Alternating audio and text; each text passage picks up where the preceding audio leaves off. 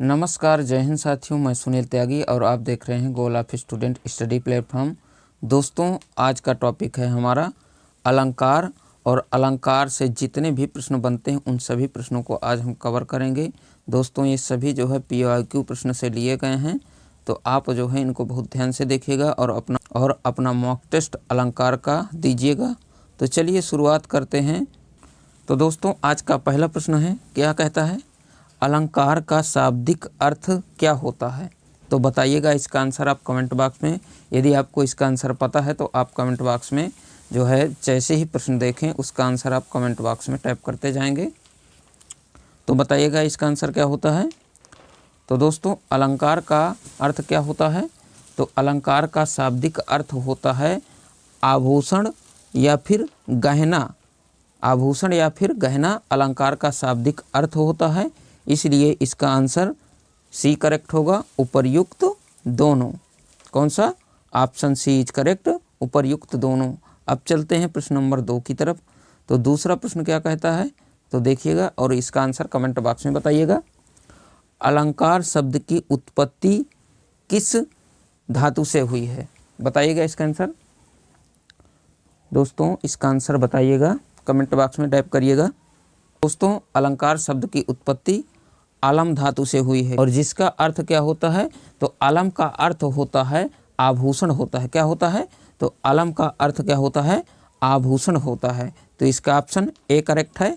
अब चलते हैं दूसरे प्रश्न की तरफ। तो हमारा तीसरा प्रश्न क्या कहता है?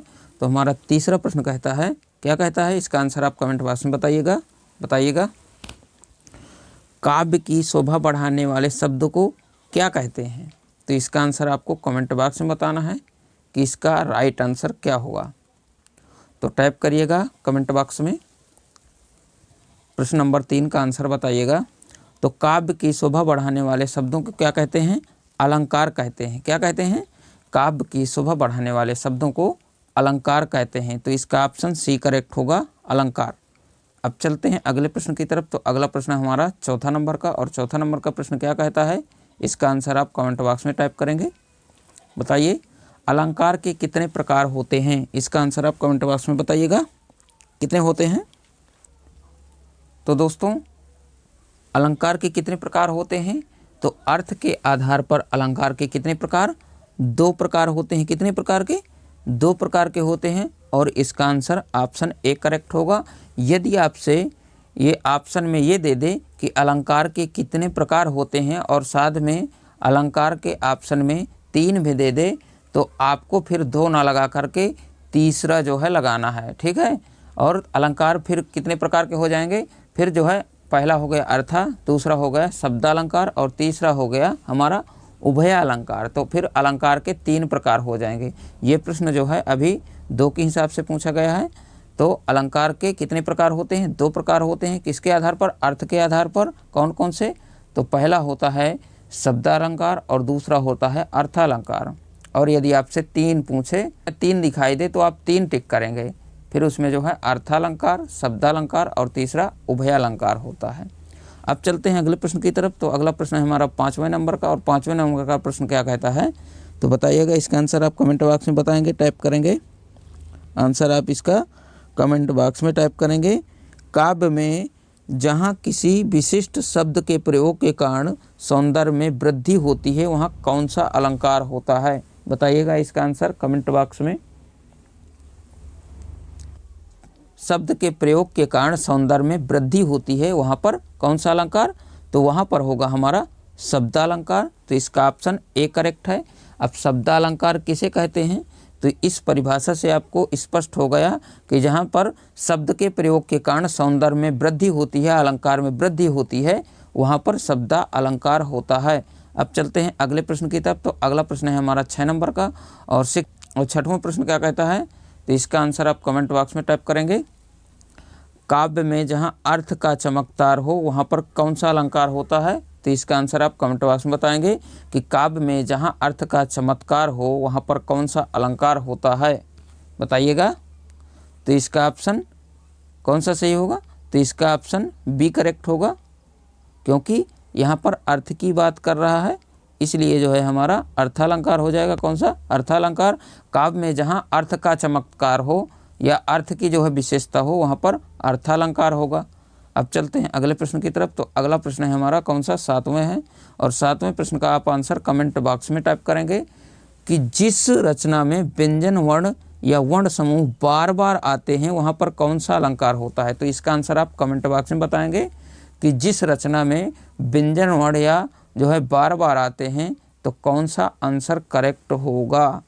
जिस रचना में व्यंजन वर्ण या वर्ण समूह बार बार आते हैं वहाँ पर अनुप्रास अलंकार होगा। कौन सा? अनुप्रास अलंकार होगा। अनुप्रास अलंकार की परिभाषा होती है जहाँ पर एक ही वर्ण की आवृत्ति बार बार हो वहाँ पर कौन सा अलंकार? तो वहाँ पर होता है अनुप्रास अलंकार। कौन सा? अनुप्रास अलंकार। और इसका एग्जाम्पल्स होता है, क्या होता है तो बताइएगा एग्जाम्पल्स। हाँ, तो चारुचंद की चंचल किरणें। तो चारुचंद की चंचल किरणों में देखिए चा वर्ण की बार बार आवृत्ति हो रही है, इसीलिए यहाँ पर कौन सा? तो यहाँ पर हमारा अनुप्रास अलंकार है। ऑप्शन बी करेक्ट होगा। अब चलते हैं अगले प्रश्न की तरफ। तो अगला प्रश्न है हमारा 8वां। और 8वां प्रश्न क्या कह रहा है?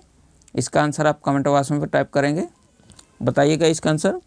जब कविता में एक ही शब्द 2 या 2 से अधिक बार आए और हर बार उसका अर्थ भिन्न भिन्न या अलग अलग हो वहाँ पर कौन सा अलंकार होता है। इसका आंसर आप कमेंट बॉक्स में बताएंगे, टाइप करिएगा, बताइए। तो दोस्तों जहाँ पर एक ही शब्द 1 से अधिक बार या 2 से अधिक बार आता है या 2 बार आता है और वो दोनों के अर्थ भिन्न भिन्न हों वहाँ पर हमारा कौन सा अलंकार? तो वहाँ पर होगा हमारा यमक अलंकार। कौन सा? यमक अलंकार होगा। जैसे काली घटा का घमंड घटा, है ना। अब चलते हैं अगले प्रश्न की तरफ। तो अगला प्रश्न हो जाएगा हमारा 9वें नंबर का। और 9वें नंबर का प्रश्न क्या कहता है?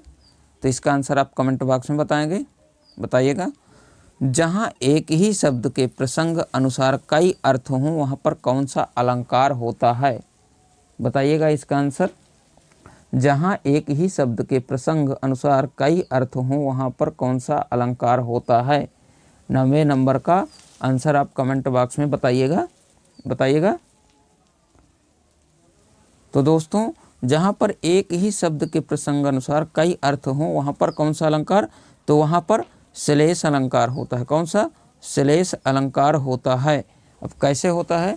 जैसे कि जहाँ पर एक ही शब्द के अनेक अर्थ होते हैं वहाँ पर श्लेष अलंकार होता है। ये हमारा जो है श्लेष अलंकार की परिभाषा हो गई। जहाँ पर एक ही शब्द के अनेक अर्थ होते हैं वहाँ पर श्लेष अलंकार होता है।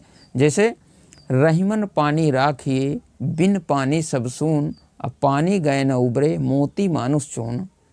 तो देखिए यहाँ पर पानी शब्द का जो है 2 अर्थ या प्रयोग जो है एक ही शब्द के प्रसंग के अनुसार कई अर्थ होते हैं। जैसे पानी का पहला अर्थ होता है मनुष्य के संदर्भ में हो गया, इसका मतलब मनुष्य की विनम्रता से होता है। रहीम जी इन पंक्तियों में कह रहे हैं या कहने का प्रयास कर रहे हैं कि मनुष्य में हमेशा विनम्रता पानी की तरह होना चाहिए। और पानी का दूसरा अर्थ होता है आभा या तेज या चमक से है, जिसके बिना मोती का कोई मोल नहीं होता, है ना।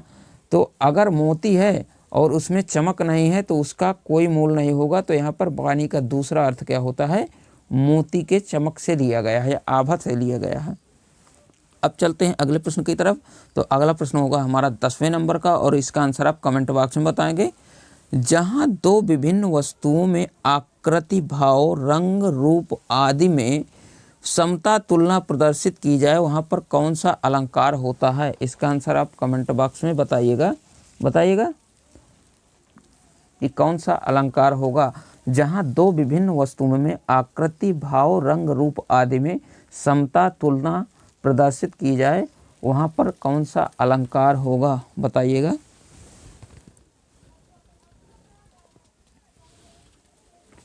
तो दोस्तों 10वें नंबर का प्रश्न का आंसर क्या होगा, बताइएगा। तो इसका आंसर हो जाएगा हमारा कौन सा? तो इसका आंसर ऑप्शन डी करेक्ट होगा, उपमा अलंकार हो जाएगा।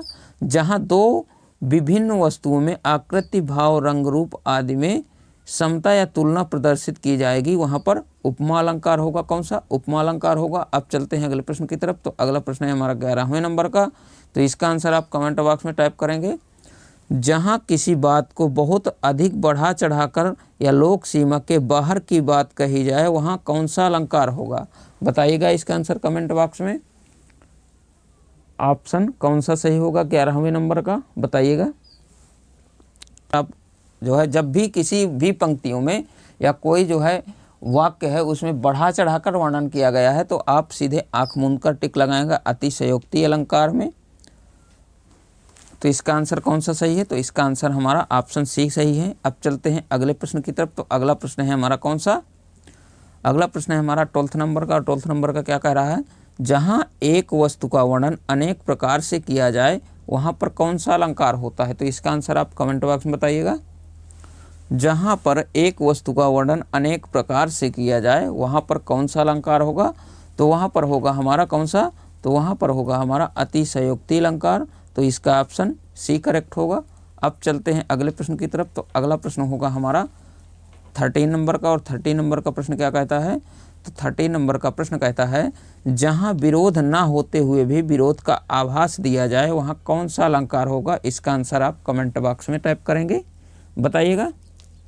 और दोस्तों साथ में मैं आपको बता दूं कि यदि आपने जो है अलंकार समास या जो है संधि की क्लास नहीं देखी है तो हमने जो है इसी चैनल में पूरी प्लेलिस्ट हिंदी व्याकरण की बना रखी है, तो आप जा कर के जो है देख सकते हैं। या फिर तो दोस्तों अलंकार समास या जो है जितनी भी हिंदी व्याकरण की प्लेलिस्ट है उसको मैं जो है आपके डिस्क्रिप्शन, इस वीडियो के डिस्क्रिप्शन में डलवा दूंगा, तो आप उसमें जा कर के संपूर्ण क्लासें देख सकते हैं। यदि आपने पहले से नहीं देखा है, मैंने बहुत डिटेल से और बहुत अच्छे से एक एक समास, एक एक संधि और एक एक अलंकार को बताया है, तो उसमें जा कर के आप जो है देख सकते हैं। तो इसका आंसर क्या होगा बताइएगा? 13 नंबर का आंसर। तो इसका आंसर होगा हमारा विरोधाभास। जहाँ विरोध ना होते हुए भी विरोध का आभास दिया जाए वहाँ पर सीधा कौन सा? विरोधाभास अलंकार होगा, है ना? कौन सा? विरोधाभास अलंकार। और विरोधाभास अलंकार किसे कहते हैं? तो जब किसी वस्तु का वर्णन करते समय विरोध ना होते हुए भी विरोध का आभास हो वहाँ पर कौन सा अलंकार? वहाँ पर होगा हमारा विरोधाभास अलंकार। अब चलते हैं अगले प्रश्न की तरफ। तो अगला प्रश्न है हमारा 14 नंबर का। और 14 नंबर का प्रश्न क्या कहता है? तो 14 नंबर का हमारा प्रश्न क्या है? जहाँ कारण के बिना भी कार्य हो रहा हो वहाँ कौन सा अलंकार होता है? इसका आंसर आप कमेंट बॉक्स में टाइप करेंगे। 14 नंबर का आंसर आप कमेंट बॉक्स में बताइएगा। तो जहाँ कारण के बिना भी कार्य हो रहा हो वहाँ पर कौन सा अलंकार? तो वहाँ पर होगा हमारा विभावना अलंकार। कौन सा? विभावना अलंकार। और विभावना अलंकार की परिभाषा क्या होती है? जिस वाक्य में बिना किसी कारण के कोई काम हो रहा हो वहाँ विभावना अलंकार होता है। तो जिस वाक्य में बिना किसी कारण के कोई काम हो रहा हो वहाँ पर कौन सा अलंकार? तो वहाँ पर हमारा विभावना अलंकार होता है। तो इसका ऑप्शन कौन सा सही? तो इसका ऑप्शन करेक्ट है हमारा ऑप्शन बी। अब चलते हैं 15 नंबर प्रश्न पर। तो 15 नंबर प्रश्न क्या कहता है? फूले काश सकल महि छाई जनु वर्षा ऋतु प्रकट बढ़ाए। इन पंक्तियों में कौन सा अलंकार है? इसका आंसर आप कमेंट बॉक्स में टाइप करिएगा, बताइएगा इसका आंसर कौन सा होता है। फूले काश सकल महि छाई जनु वर्षा ऋतु प्रकट बढ़ाए। तो मैंने आपको इसकी जो है एक ट्रिक बताया था कि यदि पंक्ति में मनु, मनहु, मानो, जानो इत्यादि शब्द आपको दिखाई दें तो आप आंख मूंद कर लगाएंगे, ठीक? किसमें? उत्प्रेक्षा अलंकार में। किसमें? उत्प्रेक्षा अलंकार में। जब भी आपको जनु, जानो, मनु, मानो, मनोह, मानो, जानो इत्यादि शब्द आते हैं और दिखाई देते हैं तो आप लगाएंगे आंसर उत्प्रेक्षा अलंकार में। तो इसका ऑप्शन ए करेक्ट होगा। अब चलते हैं अगले प्रश्न की तरफ। तो अगला प्रश्न है हमारा 16 नंबर का। और 16 नंबर का प्रश्न क्या कहता है? हनुमान जी की पूंछ लगन ना पाई आग लंका सारी जल गई गए निशाचर भाग। इन पंक्तियों में कौन सा अलंकार है? आप बताइएगा कमेंट बॉक्स में, इसका आंसर टाइप करेंगे। हनुमान की पूंछ में लगन न पाई आग लंका सारी जल गई गए निशाचर भाग। इन पंक्तियों में कौन सा अलंकार होगा? इसका आंसर आप कमेंट बॉक्स में टाइप करिएगा 16 नंबर का। तो इसका आंसर होगा हमारा कौन सा? अतिशयोक्ति अलंकार, क्योंकि इन पंक्तियों में हनुमान जी की पूंछ में जो है आग लग ही नहीं पाई थी और सारी लंका जल गई थी। कितना बढ़ा चढ़ाकर वर्णन किया गया है इन पंक्तियों में, और निशाचर सारे भाग गए थे। तो इन पंक्तियों में बहुत ही बढ़ा चढ़ाकर, जब आग नहीं लगी तो लंका कैसे जल जाएगी, है ना। तो यहाँ पर हो जाएगा हमारा अतिशयोक्ति अलंकार। तो ऑप्शन सी करेक्ट, कौन सा, सी करेक्ट है। अब चलते हैं अगले प्रश्न की तरफ। तो अगला प्रश्न है हमारा 17 नंबर का। 17 नंबर का प्रश्न क्या कहता है, रहीमन जो गति दीप की, कुल कपूत गति सोए, अब बारे उजियारे लगे, बढ़ अंधेरा होए, है ना। तो इन पंक्तियों में कौन सा अलंकार होगा, इनका आंसर आपको कमेंट बॉक्स में बताना है कि रहीमन जो गति दीप की, कुल कपूत गति सोए, बारे उजियारे लगे, बढ़ अंधेरा होए। बताइएगा इसका आंसर, कमेंट बॉक्स में टाइप करिएगा कौन सा आंसर करेक्ट होगा, बताइएगा। तो हमारा आंसर कौन सा, आंसर होगा हमारा ऑप्शन बी करेक्ट, श्लेष अलंकार होगा इन पंक्तियों में। रहीमन जो गति दीप की, कुल कपूत गति सोए, बारे उजियारे लगे, बढ़ अंधेरा होए। और अब चलते हैं अगले प्रश्न की तरफ। इसका ऑप्शन बी करेक्ट है। तो हमारा आ गया 18 नंबर का प्रश्न। और 18 नंबर का प्रश्न क्या कहता है, पद्मावती सब सखी बुलाई, मन फुलवारी सब चले आई। इन पंक्तियों में कौन सा अलंकार होगा, इसका आंसर आप कमेंट बॉक्स में बताइएगा। पद्मावती सब सखी बुलाई, मन फुलवारी सब चली आई। तो यहाँ पर हमने क्या बताया था, जब भी आपको जनहु मनु मानव जनु जानो इत्यादि जो है शब्द पंक्ति में दिखाई दें तो आप आंसर करेंगे सीधा किसमें, उत्प्रेक्षा अलंकार में। किसमें, उत्प्रेक्षा अलंकार में। यहाँ पर कौन सा अलंकार होगा, तो यहाँ पर उत्प्रेक्षा अलंकार होगा। तो इसका ऑप्शन ए करेक्ट होगा। अब चलते हैं अगले प्रश्न की तरफ। तो अगला प्रश्न है हमारा कौन सा, 19 नंबर का प्रश्न है। इसका आंसर आप कमेंट बॉक्स में बताइएगा। और दोस्तों साथ में यदि हमारी क्लास आपको पसंद आई हो तो आप हमारे चैनल को लाइक शेयर और सब्सक्राइब करने के साथ साथ अपने मित्रों को भी शेयर करिएगा ताकि आपके फ्रेंड्स की भी मदद हो सके। और साथ में आप जो है डिस्क्रिप्शन में जा कर के संपूर्ण जो है व्याकरण को देख सकते हैं। तो आप क्लिक करके जो है डिस्क्रिप्शन में सारी क्लासें बहुत अरेंजमेंट में हैं, उनको जो है एक एक करके आप जो है सारी अलंकार, संधि और साथ में समास और जितने भी टॉपिक हैं संपूर्ण जो है हिंदी व्याकरण को हमने एक एक डिटेल से जो है पढ़ाया है। तो आप जा कर के देख सकते हैं। तो दोस्तों 19 नंबर का प्रश्न क्या कहता है, काली घटा का घमंड घटा। इन पंक्तियों में कौन सा अलंकार है, आप कमेंट बॉक्स में बताइएगा, बताइएगा। तो 19 नंबर का प्रश्न क्या कहता है, काली घटा का घमंड घटा। यहाँ पर देखिए घटा शब्द कितनी बार आया है, तो यहाँ पर घटा शब्द हमारा कितनी बार, 2 बार आया हुआ है ना। और दोनों का अर्थ क्या होता है, अलग अलग होता है। तो दोस्तों हमने पढ़ा था ना, क्या पढ़ा था, जहाँ पर एक ही शब्द एक से अधिक बार आए और अर्थ अलग अलग हों वहाँ पर हमारा कौन सा अलंकार, तो वहाँ पर होता है हमारा कौन सा, यमक अलंकार। और दोस्तों इसमें क्या दिया गया है, काली घटा का घमंड घटाते। यहाँ पर पहले घटा का अर्थ क्या होता है, तो पहले घटा का अर्थ हमारा बारिश होता है और दूसरे घटा का अर्थ हमारा क्या होता है, घट जाना या कम हो जाना, है ना। तो यहाँ पर पहले घटा का अर्थ कौन सा, बारिश हो जाएगा और दूसरे घटा का अर्थ यहाँ पर हो जाएगा कम या घट जाना, ठीक है। हाँ, अब चलते हैं अगले प्रश्न की तरफ। तो अगला प्रश्न है हमारा 20 नंबर का। और 20 नंबर का प्रश्न क्या कहता है, और ये आखिरी जो है क्वेश्चन होगा इस क्लास का। तो इसका आंसर आप कमेंट बॉक्स में टाइप करिएगा कि नवल सुंदर श्याम शरीर में कौन सा अलंकार है, बताइएगा। नवल सुंदर श्याम शरीर में कौन सा अलंकार है, इसका आंसर आप कमेंट बॉक्स में बताएंगे। तो दोस्तों नवल सुंदर श्याम शरीर पंक्ति में कौन सा, तो हमारा उल्लेख अलंकार है। जब किसी वस्तु का उल्लेख कई प्रकार से किया जाए वहाँ पर उल्लेख अलंकार होता है। कौन सा, उल्लेख अलंकार होता है। नया शरीर हो गया, सुंदर भी हो गया और साथ में श्याम के जैसे शरीर, मतलब शरीर का 3 प्रकार से वर्णन किया गया है ना। तो यहाँ पर कौन सा अलंकार होगा, तो यहाँ पर हमारा होता है उल्लेख अलंकार होता है। और उल्लेख अलंकार की मैंने अभी परिभाषा आपको बताया, जब किसी वस्तु का उल्लेख कई प्रकार से किया जाए। तो यहाँ पर शरीर का उल्लेख कितनी प्रकार से, 3 प्रकार से या कई प्रकार से किया गया है ना।